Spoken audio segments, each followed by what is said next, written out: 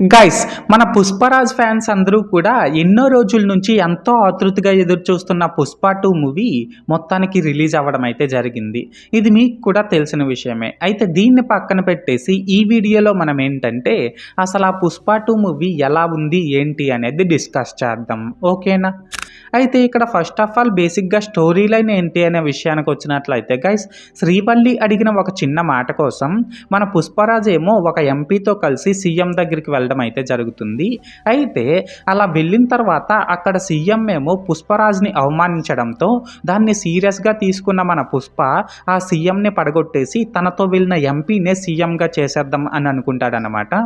అయితే ఇక్కడ ఏంటంటే గైస్, మన పుష్పరాజ్ అలా అనుకున్న తర్వాత అసలు ఏం జరిగింది ఏంటి అనేది మనమైతే మూవీలో చూడాల్సి ఉంటుందన్నమాట.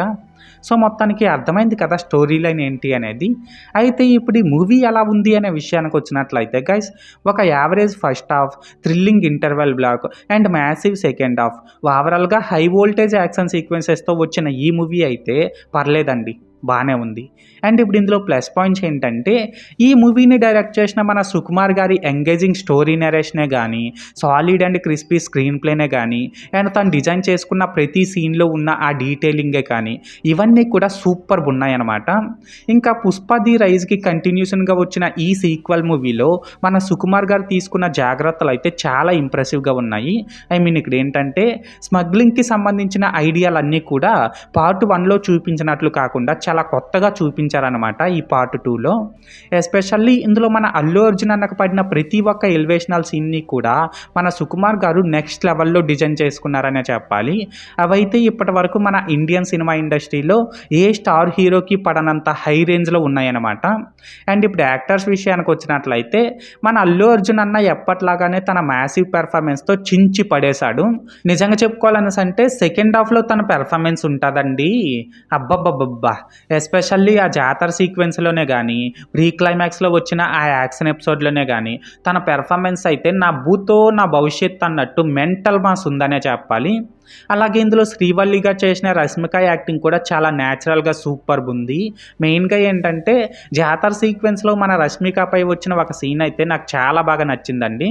అలాగే ఇందులో యాక్ట్ చేసిన మిగిలిన యాక్టర్స్ అందరూ కూడా లైక్ ఫాద్ ఫజిల్ గారు, సునీల్ గారు, అజయ్ ఘోష్ గారు, రావ్ రమేష్ గారు, అనసూయ భరద్వాజ్, ఇలా మిగతా యాక్టర్స్ అందరూ కూడా వాళ్ళ రోల్స్కి తగ్గట్టు డీసెంట్గానే పెర్ఫామ్ చేశారు. అన్నట్టు చెప్పడం మర్చిపోయినండి బాబు, ఇందులో మన ఫాద్ ఫజిల్ గారి క్యారెక్టరైజేషన్ కూడా సూపర్ ఉంది. అండ్ ఇందులో మన పుష్పకి శ్రీవల్లికి మధ్య వచ్చే ఎమోషనల్ ఎలిమెంట్స్ కూడా బాగా వర్కౌట్ అయ్యాయి. ఇంకా ఇందులో ఐటమ్ సాంగ్ కూడా చాలా బాగుంది, ఇది మీకు కూడా తెలిసిన విషయమే. అండ్ ఆ ఐటమ్ సాంగ్లో మన శ్రీలీల అయితే చించి పడేసిందనమాట.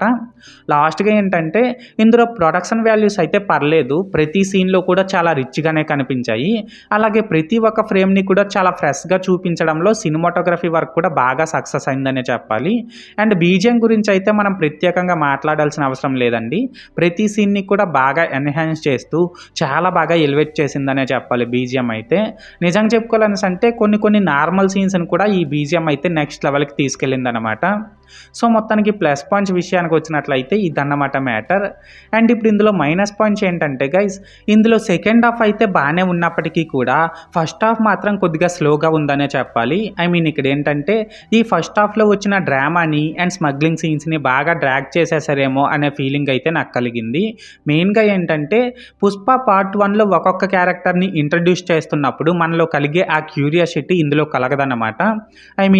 ఇందులో ఓన్లీ మన జగపతి బాబు గారి క్యారెక్టర్ తప్ప మిగిలిన క్యారెక్టర్స్ అన్నీ కూడా పాతవే కావడం, దీనికి తోడు ఇందులో ఆ క్యారెక్టర్స్కి ఓన్లీ హైప్ తప్ప పెద్దగా ఇంపార్టెన్స్ లేకపోవడం అనేది ఈ మూవీకి బాగా మైనస్ అయిందనే చెప్పాలి.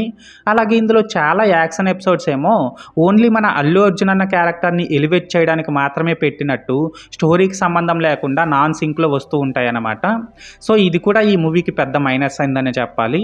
లాస్ట్గా ఏంటంటే ఈ మూవీ లాస్ట్లో పార్ట్ 3కి ఇచ్చిన లీడ్ కూడా పెద్ద ఇంప్రెసివ్గా ఏం లేదు. సో చూడాలి మరి ఏం జరుగుతుందో. సో మొత్తానికి మైనస్ పాయింట్స్ విషయానికి వచ్చినట్లయితే ఇదన్నమాట మ్యాటర్. అయితే ఇక్కడ ఓవరాల్గా ఏంటంటే గైస్, ఈ పుష్ప 2 మూవీ బాగుందా బాగాలేదనేసి అంటే పర్లేదు, నాకైతే నచ్చింది. అండ్ నేను ఈ మూవీకి 5కి 3.5 రేటింగ్ ఇస్తున్నా. సో మీరు కూడా ఒకవేళ ముందే ఈ మూవీని చూసినట్లయితే మీరు దీనికి ఎంత రేటింగ్ ఇస్తారో అది కామెంట్ సెక్షన్లో చెప్పేయండి. ఓకేనా? This is Lokesh signing out. జై హింద్.